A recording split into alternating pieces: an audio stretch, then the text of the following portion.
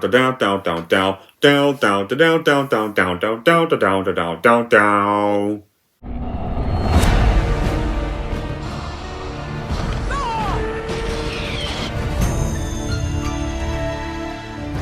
Those were up, and they did. More smarts and my.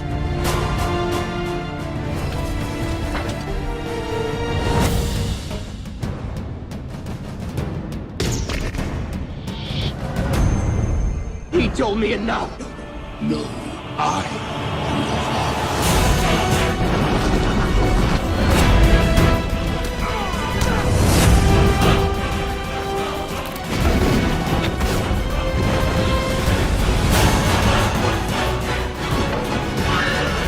Here's Chuck.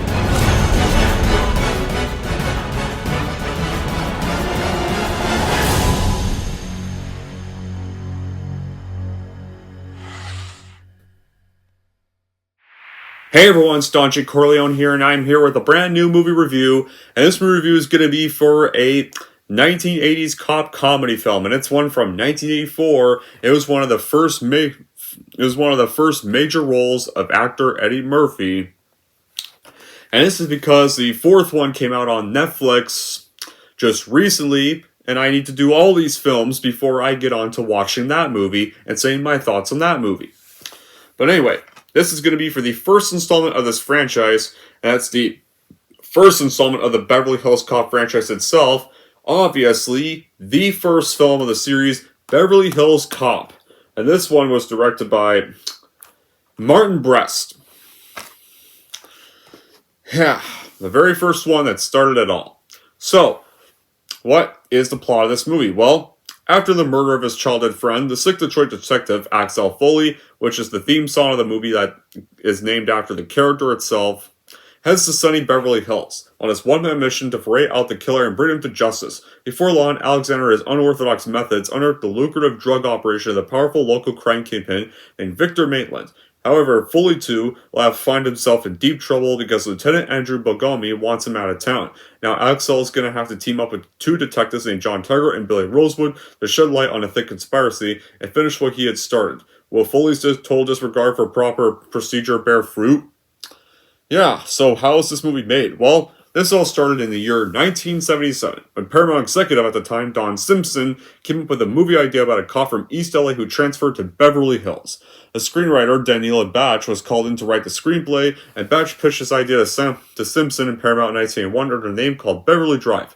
It would be a cop from Pittsburgh named LAXL. But then his script was a straight action film, and Batch was forced to make changes to the script, and a few attempts project went stale. With the success of another film called Flashdance that released in 1983, Simpson clearly saw the Beverly Hills film as his next big project. Then, Daniel Petrie Jr. was brought in so he could rewrite the script, and Paramount loved the humorous approach to the project. And the lead character was now called Axel F from Detroit. Producer of the film, Jerry Bruckheimer, claimed that the role of Axel Foley was first offered to actor Mickey Rourke, who signed $400,000 to do the film, and revisions in our preparations took longer than expected, so Mickey Rourke left the project to do another film. Martin Scorsese was even offered to direct the film, but he turned it down because he thought the concept was similar to Coogan's Bluff. David Cronenberg was going to direct the film, but he also turned it down. When it came to casting the character of Axel Foley, some other actors like Sylvester Stallone were going to be considered for the part of their character. Stallone gave the script a dramatic rewrite, removed the story's humor, and turned the film back to a standard action film. In one of the previous drafts written for Stallone, the character Billy Rosewood was called Siddons and got killed off halfway through his script. Stallone then renamed the lead character to Axel Carbetti, the character Michael Tadino being the brother of his, and J.D. Simmons playing his love interest. But, of course, Stallone also left the project. And so the role would go on to Eddie Murphy. Now, with that being said, after this film was shot and marketed, Beverly Hills Cop would go on to be released to the public in 1984. It's the first film in this franchise, and it was also known as the movie that shot Eddie Murphy to international stand-up. And he won the People's Choice Awards for Fair, and also the movie won the People's Choice Award for Fair Motion Picture, and nominated the Golden Globe Awards for Best Motion Picture, Musical or Comedy, and Best Original Screenplay at the Oscars in 1985. And the movie got positive reviews from critics, and it earned $234 million at the North American domestic box office, and was the highest grossing film released in the U.S. in 1984. tied neck and neck with Ghostbusters. Pretty much, yeah, as a result, it was an immediate blockbuster. And if you adjust that numbers today, it pretty much is kind of the highest grossing R-rated film in the US since 1977. Because, like, today's gross, it would have, like, $730 million domestically in today's, if you adjusted all those numbers. Now, as for my reaction to the movie, well, what can I say? Before having watched the sequel, this was always my favorite Eddie Murphy film. It has easily one of the best theme songs of film called Axel F. And it was always known as the movie that made Eddie the famous comedian he is today, along with the film called 48 Hours. And it's gotten funny films like Coming to America, the Shrek franchise, Milan, several other movies.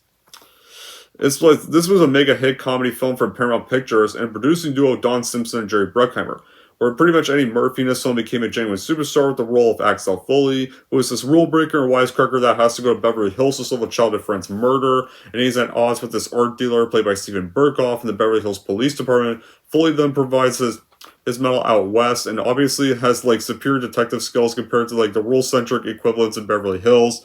There's definitely a lot of laughs in this movie here, and Murphy easily has tons of screen charisma.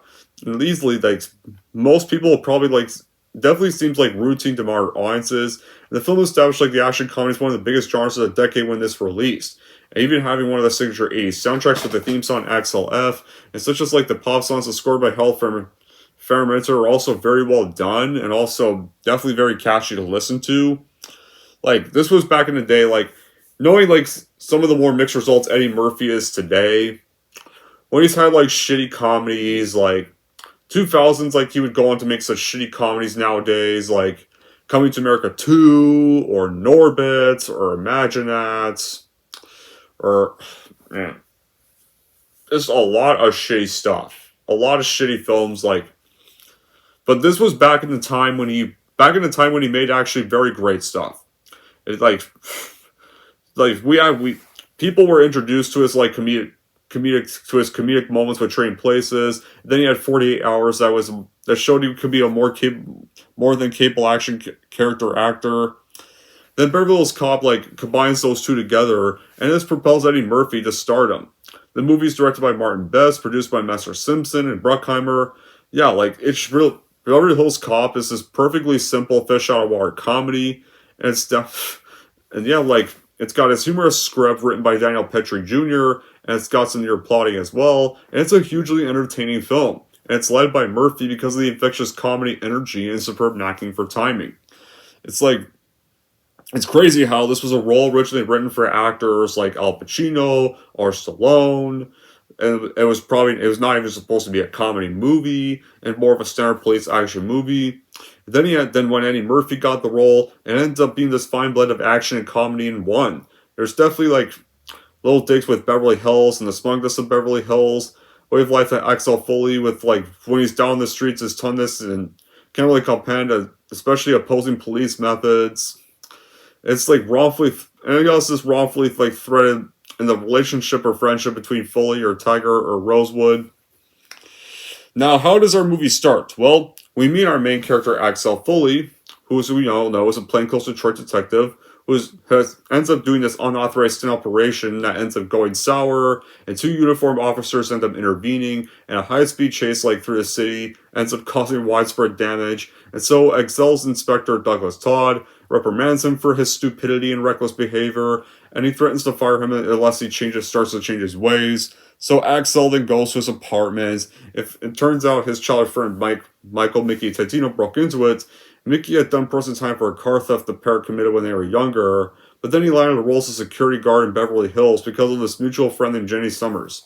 So Mickey shows Axel some German beater bonds, and Axel wonders how he got them, but he doesn't question him about it. So they go to a bar, then go back to Axel's apartment. Then two men named Zach and Casey show up. They knock Axel unconscious. They confront Mikey about the stolen bonds, and then he's murdered on the spot.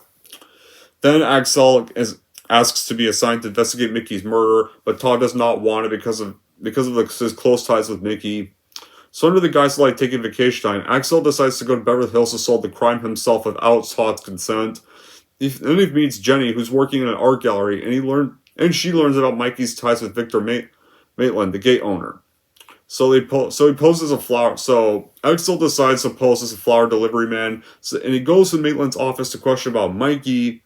He then gets thrown out the window by Maitland's bodyguards, and then as soon as he's thrown out the window, he's literally arrested for trespassing. Like, the characters in this movie, like, they're all fun, they're likable, the humor's not forced, it's actually really funny. Eddie Murphy's really funny in this role, does a great job in this role. There's other characters that are also fun to watch too, like Tiger, Billy Rosewood, Balgoni, like, they're all interesting, great. Like, the villains are also pretty enjoyable for what they are, and the actors do pretty good at playing them. It's like, and when it comes to comedy action in this movie, the film is a great mix of comedy and action in this movie. You get off to a fine start that involves this truck chase, pursuits of Detroit that causes destruction, causes mayhem because of Axel Foley's carelessness. It's not related to the main story, but it's done to introduce us to the character of who Axel Foley is. Axel Foley starting off as this reckless, careless about damage Detroit cop. Right there. Kind of introduced us to how his character at first is. Just very reckless with stuff. The thing about Beverly Hills Cop is, like, you can't really call it drama or comedy. It's definitely not a dramedy either. Like, there's plenty of bad guys who got killed. But once Eddie Murphy does get involved, like, that's when all the comedy stuff really happens. Like, and every time you see his character, like, his character always does something funny. You're just waiting for the next funny thing he'll always do. And the movie has plenty of funny moments. The other great elements of the movie is, like, and I also like the fish out of water idea here. Sometimes, like, the fish out of water stuff can be a little cringy at times. No, not cringy. Can be, fish out of water stuff can be a little generic at times. I meant to say generic. Generic or just kind of lazily done. But not here. Like, this fish out of water idea was actually more fresh here than a lot of movies today. Like, because it's pretty much about a black Detroit rule-breaking cop that has to go to Beverly Hills to investigate his child friend's death, intermingles, like, with two by-the-book detectives, and, like, their 3 scenes together, they just really make you laugh just thinking about it. Right there. So, after Axel Foley is arrested, we then cut to Beverly Hills Police Department. We're at the police station, and a lieutenant named Angel Bagomil assigns Sergeant Don Tagger and Detective Billy Roseworth to follow Alex. They pretty much then, and so then, the three have this humiliating comical encounter with him when he disables their car, and so Billy and Tugger, like, do not get along with Axel at first, but then the three do begin to develop this mutual respect after they foil a robbery at a striptease bar that Axel pretty much persuades them to going at, and they're like, but we're cops, we don't drink, like, but one of them is perfectly fine with going, like, they go, so the three there, like, the two are ordering club sodas, but I think, like, Axel's like, or these guys want this little beer brews out there. Like, no, we'll just get club sodas. Yeah, like, when it comes to, like, the two detectives, they're always very funny to watch, and, like, Billy Rosewood, John Tugger and Billy Rosewood, like, one of them is, like, seriously just, like, can I just get out of here? Like, one of them clearly looks like he's happy they're having the time of his life, and clearly happy to get a little wasted at a bar, and, yeah. And then the robbery happens, and so they foil the robbery at a striptease bar. And so then after that, Axel continues his investigation, then sneaks into one of Maitland's warehouses, and finds crates full of coffee grounds. He suspects, like, they were used to pack drugs, since he knows, like, they're often used to cover the scent of drugs from police dogs. Then Axel also discovers many of Maitland's crates were not going through customs, and oh yeah, and also, like, John and Billy all also pretty much then get berated, and before that bit, like, by Ryan Cox's character, Ronnie Cox's character. Yeah, Dick Jones from RoboCop is literally the chief in this film. So it's definitely nice to see him. And he berates them, and, like, you two are on desk duty, and he promotes 2 other detectives to follow Axel Foley instead. And he's like, you two in my office. So yeah, while Axel's investigating, he then gets arrested a second time, and it's because of a scuffle with Zach and Maitland's country club. Axel then attempts to alert Bagomil that Maitland probably must be a smuggler, but then Hubbard, the Beverly Hills police chief, learned of, like, Axel's ill-advised investigative actions, and demands he pretty much get out of town, pretty much. Then Axel, though, convinces Billy to pick up Jenny instead and take her with them to the warehouse, where there's a shipment due to arrive that day. Like, I enjoyed the overall fun of this story has. This story doesn't take itself too seriously at times. It's not afraid to not take itself too seriously, and I really like that about this story here. Axel Foley's banter with everyone, the story, it's not overly complicated, make you second guess things too much. It's an easy, and that makes the whole story an easy viewing right here. And his banter is actually really enjoyable. It's not arrogant, it's not narcissistic and all. It's this enjoyable, reckless banter he has where he never listens to orders. That makes him an entertaining, reckless character right here. And he's still willing to investigate whoever and bring down the person who killed his friend.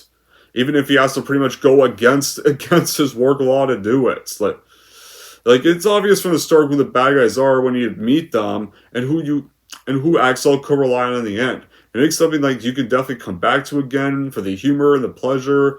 And even if you know how it's probably going to end, the child friend's going to get brought to justice, obviously. And yeah, this movie is also well known for its very 80s soundtrack. And you can definitely see why the soundtrack is praised here. There's cracking tunes played throughout, especially Harold's superb piece that's named after the lead character Axel Foley called Axel F, which is one of the most iconic theme songs in movie history. Down, down, down, down, down, down, down, down, down, down, down, down, down, down, down, down, down, down, down, down.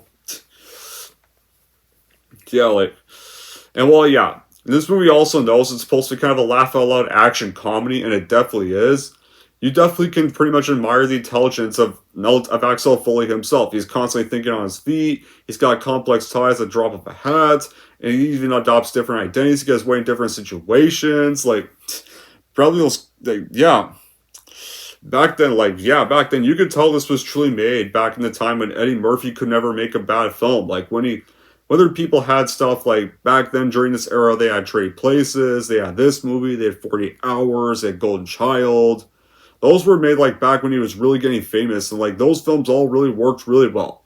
It was around the 2000s when he made trash movies the trash movies I mentioned. Especially his probably number one worst one would have to be Norbit. Yeah, the one where he tried to make domestic abuse funny, and it failed. No, this was bad. No, this was back when his humor and his shtick actually worked. Right here. He has made a comeback recently, but some of his comeback stuff has also sucked. Coming to America 2 sucked, and Axel F I heard was good. I haven't watched it yet though, guys. That's why I'm reviewing these movies so I can watch it. Because I still need to watch 2 and I need to watch 3. I've only, before doing this series, I've only seen the first one, so I was able to rewatch the first one, but I have to watch 2 and 3. If I can't just go watch Axel F right away, I wouldn't know what the hell happened if I didn't see 2 or 3. Imagine if I watched Axel F after rewatching the first one. As soon as I turn it on, if they mention an event from 2 or 3, I would probably have been wait, did I miss something? Or, this happened in that movie, I guess. Or, their review would be a disaster if I did that. My review for Axel F would have been shit if I did that idea. So I need to watch 2 and 3 first. Can't just skip to a legacy sequel as soon as I hear good things about it without watching 2 or 3. Just imagine how shitty that review would be. The Beverly Hills Cop films, I'd say, along with Coming to America, the first one anyways, fuck Coming to America 2, Beverly Hills Cop 1 and 2 are easily his 2 best films though, and definitely his best leading role. It's got wall-to-wall action, it's got funny gags from start to finish that are really hilarious, when you have the striptease bar scene, or where he's meeting John and Billy, who eventually become his 2 closest pals. And they're sticking these 2 films as funny as hell. It's definitely carried along with a solid storyline and some really funny dialogue. When it comes to Axel Foley's 2 new friends he makes in the film, Judge Reinhold and John Ashton, his partners in crime fighting, their character development throughout the film is definitely great fun to watch. Honestly, their humor in the film, when they're with Axel Foley, and it's more laughs as the story develops here. So yeah, after Axel and Jenny get to the warehouse, they then break into the warehouse, and there's several bags of cocaine inside a crate. Just as he's about to get his newfound evidence to Billy, Maitland then arrives with his associates, and Maitland takes and captures Jenny and leaves Axel, ordering he be killed. Then Zach then tells Axel that he was the one who killed Mikey. Then after hesitation, though, Billy enters the warehouse and rescues Axel after a brief gunfight, where he kills Casey. And then Tiger tracks Axel and Billy to Maitland's estate, and they join the two in rescuing Jenny and bringing Maitland to justice. Then the trio wipe out this number of Maitland's men, especially Zach, with Bungo Meal's help. Axel then pretty much shoots Maitland and rescues Jenny. Right here, there's no twist, there's no surprise. There's, when it's got, deep layers here, it's a story, able to get through, its 105-minute runtime through its perfectly successful mileage, especially when it got Murphy's cheerful, upbeat performance here, and Mar Bree's, ability to keep it light. Honestly, if Beverly Hills Cop is, something else, if it was, a dark thriller, or if it was an action thriller, or if it was just a normal thriller, it wouldn't have worked so well. So I'm glad they made it an action comedy instead. And Harold's iconic score are definitely, keep the happy-go-lucky nature, and they're really catchy to listen to. Here, you can see why the Axel F theme is so iconic in the music industry. And honestly, I'm glad Eddie Murphy ended up taking the role of Axel Foley. I mean, don't get me wrong, I do like some of the actors I mentioned that were considered for the role, but I'm not sure how the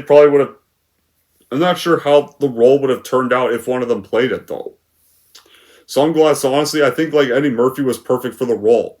We got Murphy's mild-mannered conventional humor, the rapid fire wits. They really keep things moving at this perfect pace. The man has the perfect charisma to keep this story moving. When you have writers like Daniel Petrie Jr., they give Murphy this ample amount of screen time, so the Axel Foley character is given great moments to be fiercely likable and someone we grow to like as the movie progresses.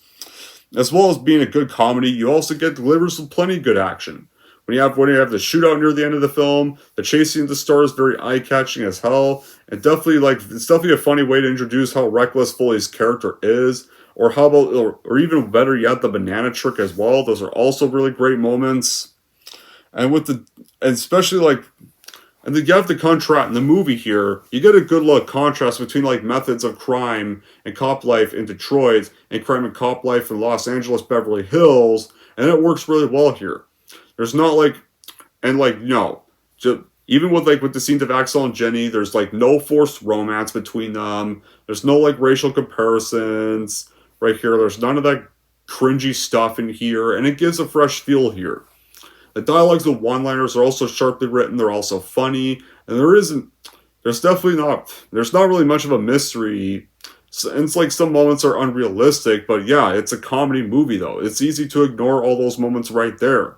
You can live with those moments, right? You can live with those moments even if some are unrealistic, and there's just not much mystery, and sometimes if you know something's gonna happen. Now anyways, now we get on to the finale here.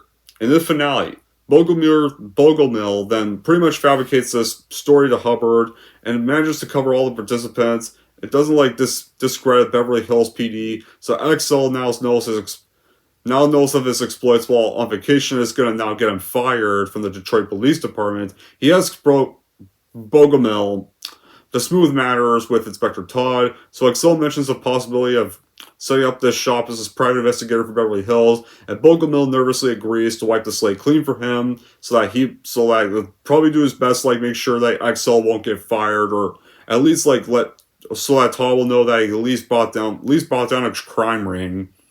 And so Tiger and Billy then meet Axel as he's checking out his hotel, pay his bill right there, and the movie ends with pretty much pretty much. That's how the movie, the movie's just about ending where they're pretty much bringing down Mikey's killer, and now Axel now, however, knows of all his antics that happened while on vacation against Todd's back. He's probably gonna get in trouble for it, but Bogomil makes it clear that he's gonna try to cover for him and stuff. And And so Tiger and Billy then, like, they're meeting Axel. He's checking out of the hotel. Like, when he got into the hotel, there's nothing available. All the rooms are booked. But then, like, the owner comes in, well, there's one suite available, but we'll charge you the hotel price for it. There. As a little apology from us. Yeah. So, yeah, like, and honestly, I don't know how much it was. I think it was like $235 or $2,235 or something like that. I think it was $235 they charge him for, but honestly, like, the hotel staff is pretty chill about that. At least they didn't rip him off. At least they let him stay in a suite for at least a cheaper price. So yeah, he's checking out his hotel, he's paying his bill. And so Axel decides to invite Tiger and Billy for a farewell drink. And Tiger and Billy actually accept the offer because in their beginning scene when they were meeting Axel fully, they're like, we're cops, we don't drink. This time they're now accepting the drink, although I think either Bogart or Billy was actually perfectly fine with the idea of drinking, while the other one was obviously trying to stick with not drinking. Then now they're accepting the offer of a drink here. Yeah, but that right there, guys, that's pretty much the end of the first Beverly Hills Cop movie right there. And yeah, it does still hold up well today on rewatch. So with that being said though, tonight I just finished watching Beverly Hills Cop 2, and you'll hear my thoughts about that in that review, which is going to be next. Yeah, but sadly though, tomorrow, I need to watch the third one. And I've heard some unhappy things about that. Yeah, that's going to be so fun, but I gotta do this if I'm going to watch Axel F. That being said though, Beverly Hills Cop is a great comedy movie. Does it have bad qualities? Yes, it does. We have Stephen Burkoff, or Victor Maitland, or Stephen Burkoff's character. I think that's who he's played by, I think he's he's just not very convincing as the villain here. And probably this just doesn't really feel that threatening, and he feels a little too campy. Especially for a buddy cop movie. Yeah, there's buddy cop movies where villains are campy, but sometimes they felt like a threat. Johnny Tapia in Bad Boys 2, that guy was campy as hell, and that guy was a threat. Hell, the villains in Lethal Weapon 1 and Lethal Weapon 2, I've seen those two movies, guys. Those villains felt like a threat. This guy here is just kind of a little too campy and over the top for a threat villain here. The story, the story is just kind of really straightforward, and it is kind of a fish out of water story. You do kind of know what's going to happen. The protagonist is reckless, and he's going to develop better. I mean, they don't go overboard with that stuff, but they do kind of go into for quite a bit, though. And then Tiger and Rosewood, they do no police work, and they're really just bystanders or watching and reacting to Axel's hustles. Tiger, I think John and Billy do get more to do in the second one, but and apart from the Rodeo Drive bit, we don't really feel much glamour of Beverly Hills for to be the grime of Detroit. And we just get mostly a lot of interior scenes. We don't really see much of Beverly Hills too much in this film. It's kind of the thing. Kind of a bit of the issue I have with the movie. I wish we could have saw a little bit more Beverly Hills. Maybe that could have been a little more interesting. I wish we could have saw a bit more Beverly Hills in this movie. But other than those, yeah, I still enjoy Beverly Hills Cop, the first one, as a terrific comedy cop film. It definitely would start this perfect trend for the cop genre, especially with films such as Lethal Weapon and Bad Boys. So in the end, guys, Beverly Hills Cop is totally worth watching and buying for Eddie Murphy fans, cop movie fans, 80s fans, and comedy movie fans that want to see one of Murphy's first iconic roles of his career. Anyways, guys, that's it for my review of Beverly Hills Cop. If we're how to rank Beverly Hills Cop, here's how I'm going to rank this movie. So overall, if you are a huge Eddie Murphy or cop movie or comedy movie fan, especially one of the 80s era, then I would definitely recommend watching and buying Beverly Hills Cop for your collection, no doubt, for anyone who is a fan of all those categories, and those who want to see one of Murphy's first iconic roles. If we're going to rank Beverly Hills Cop, I'm going to give Beverly Hills Cop an 8 out of 10. Alright, there we go, guys. We did the first one. That's 1 down and 3 to go. Beverly Hills Cop 2's already been watched, so I'll film that next. But yeah, now I want to know in the comments down below what you guys think of Beverly Hills Cop, whether you guys love this movie, whether you think it's overrated. Tell me in the comments down below. And until then, guys, that'll be it for this review. Thank y'all for watching. And if you like this and want to see more, don't forget to like, subscribe to Don G. Corleone.